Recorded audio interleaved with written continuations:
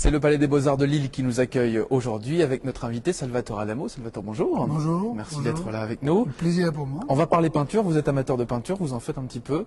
Oui, en toute modestie, oui. On en parle tout à l'heure, mais avant on va parler de votre nouvel album qui s'appelle Regard. Merci. Un petit peu dans la lignée de ce que vous avez fait, mais en même temps il y a des nouveaux rythmes quand même dans cet album.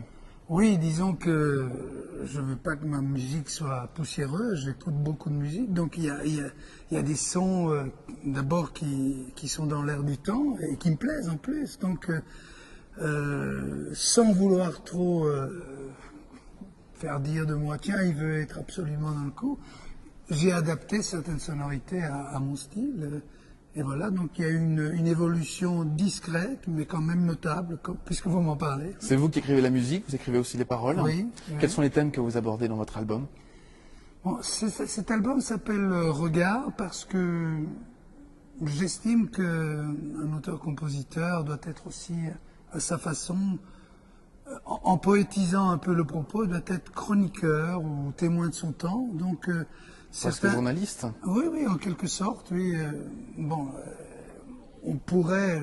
les gens me connaissent pour mes petites chansons fleurs bleues de mes débuts, mais c'est vrai que je suis très sensible à ce qui se passe autour de nous. Et dernièrement, l'actualité étant ce qu'elle est, surtout en Belgique, on a découvert des choses assez tristes.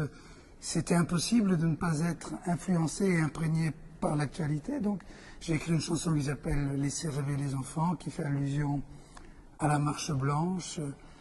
Vous y étiez d'ailleurs à la Marche Blanche. J'y étais, et puis je dois dire que ce qui a surtout provoqué la chanson, c'est quand j'ai entendu une chose terrible. C'est un psychologue qui, sur antenne, a dit qu'un petit garçon de 5 ans aurait demandé à sa maman « Et moi, maman, quand est-ce qu'on me tue ?»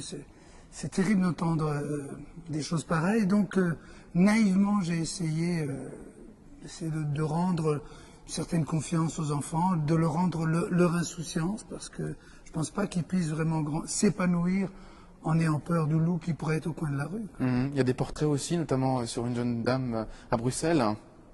Oui, il y a des chansons, on ne sait pas comment elles naissent.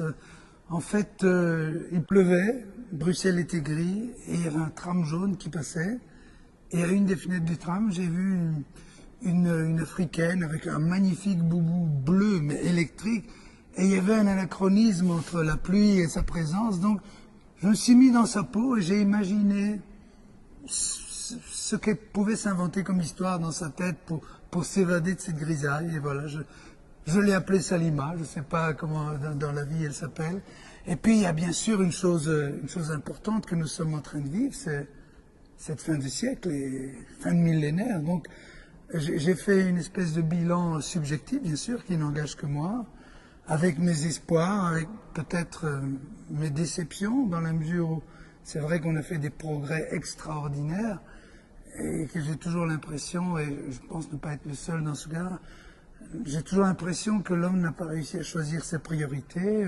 Bien sûr, on a marché sur la Lune, on a presque un pied sur chaque étoile, mais la barbarie est toujours là. On n'a pas réussi à l'extirper de chez nous. Donc c'est des choses, des paradoxes qui me choquent. Mais rassurez-vous, il y a aussi plein de chansons d'amour, parce que là on parle de choses graves. Salvatore, vous parliez tout à l'heure de vos débuts, de vos chansons, Oui. vous les qualifiez de fleurs bleues. Est-ce qu'on écrit de la même manière aujourd'hui, en 98, qu'on écrivait il y a quelques années, il y a 30 ans? Certainement pas. Je pense par exemple à une chanson comme La Nuit, que j'ai écrite il y a 32 ans, dans laquelle je dis « Tantôt tu me reviens fugace ». Bon, j'étais tout imprégné de Verlaine et de Baudelaire. Aujourd'hui, je l'aurais écrite différemment, cette chanson. Et puis maintenant, le langage de la rue est de plus en plus présent dans les chansons. Il y a des formes un peu classiques qui pourraient passer pour un peu pompeuses, qu'on essaye d'éviter. J'en suis conscient, vous savez. Ok pour la première partie.